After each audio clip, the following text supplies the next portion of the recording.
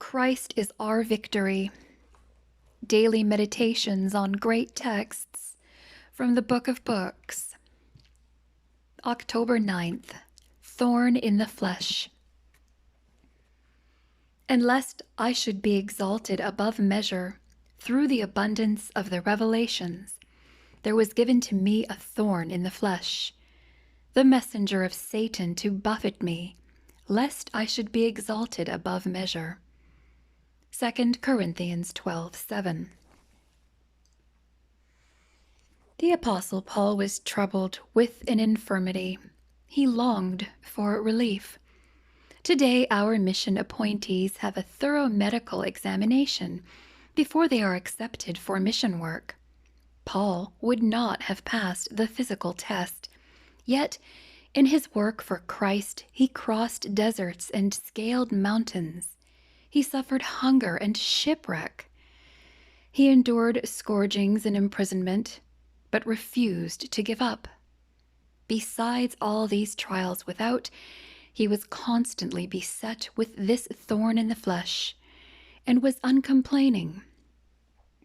He was happy to be called to endure such sufferings for Christ.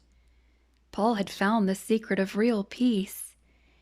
3 times he asked the Lord to remove his affliction, but he who knows what is best was not willing to comply with the apostle's request.